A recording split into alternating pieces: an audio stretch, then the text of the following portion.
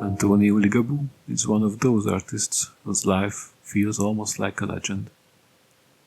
Tragic, feral, misunderstood, and yet bursting with raw brilliance. His canvases roar with tigers, vibrate with color, and feel alive with a tension that mirrors the chaos of his own existence. This is the story of the Italian Van Gogh, as Ligabue is often celebrated. But the comparisons drawn between him and the Dutch painter can be problematic. The supposed connection between genius and madness is a romantic topos that cannot be eradicated, no matter how often it is disproved. Regardless, this is the story of a man who painted his suffering, his solitude, and his primal connection to nature. Antonio Ligabue was born in 1899 in Zurich. From the very beginning, life treated him harshly. He never met his biological father, and his mother couldn't care for him.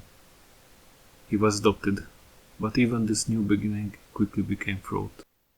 Growing up, Ligabue struggled with physical illness, behavioral difficulties, and the crushing experience of being an outcast. He was bullied for his appearance and his speech impediments. Teachers dismissed him, classmates mocked him. At 13, he was sent to the institution for mentally deficient children in Marbach, but had to leave in 1915. He responded in the only way he knew, retreating into the forest, sketching animals, and escaping into imagination. His foster mother wrote, "He has a tremendous love of animals, almost more than for people." She added that he was only interested and skilled at drawing, animals in particular. He learned to draw all by himself. None of Ligabue's early drawings have survived. The work he is known for today was all done in Italy.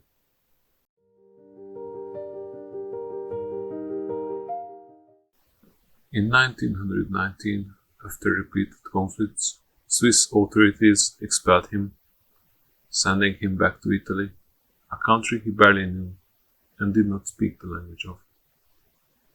He tries several times to return to Switzerland, but is always stopped by the authorities. He found himself in the foggy lowlands around the Po River, wandering from village to village, sleeping in barns or under trees, working occasionally as a farmhand. Locals saw him as strange and even frightening. Kids called him Almat, the madman. And yet, in the solitude of the Amelia countryside, he found the subjects that would become his artistic kingdom.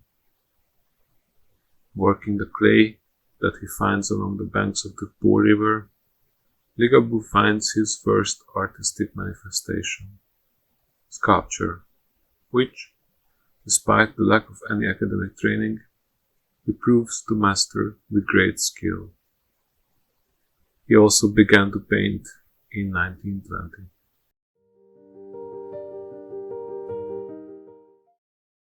Ligabue's style emerged as something raw, instinctive, and unmistakably his. His animals were not calm subjects of observation. They were distorted, vibrant, powerful. Tigers baring teeth, roosters puffing their feathers in rage, and serpents striking. Every painting feels like a psychological self-portrait. Ligabue identifying with creatures that fight for survival. His colors, acidic yellows, electric reds, piercing greens, were emotional, not naturalistic. He wasn't painting what he saw, he was painting what he felt. In 1928, he met Marino Mazzacurati, the sculptor, who appreciated his artistic capabilities and taught him the use of oil painting. In those years, Ligabue devoted himself to painting and continued to wander aimlessly along the River Po. Even with support, Ligabue's mental health fluctuated. He was periodically hospitalized. His relationships were complicated, often marked by suspicion or longing. Yet, the more fragile he became in life, the stronger his work grew on the canvas. By the 1950s, critics finally took notice. His exhibitions attracted attention, and collectors began to seek him out. But by then, fame was bittersweet. Ligabue remained an outsider in his own story, admired but isolated.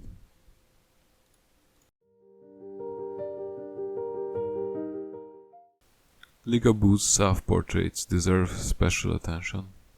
In them, he presents himself with intense eyes, sharp features, often surrounded by the animals he painted so obsessively. These faces reveal both pride and fragility. He paints himself not as a victim, but as a survivor, someone who lived on the margins, yet built an entire universe through art. In 1961, his first solo exhibition was held in Rome. He had a motorcycle accident, and the following year he was stricken with paralysis. By now ill, he asked to be received in the Catholic Church, and, shortly after being baptized and confirmed, Ligabue died in 1965. But his legacy only grew.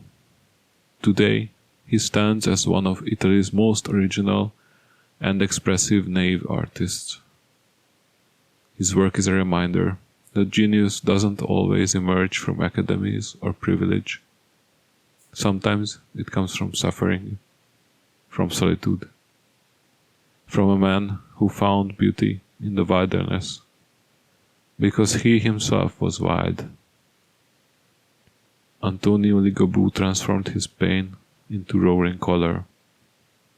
His art invites us to look beyond the surface, to see the vulnerability inside every snarl, every brush stroke. In a world that often feared him, Ligabue painted himself a place to exist. And in doing so, he created a legacy that will never be forgotten.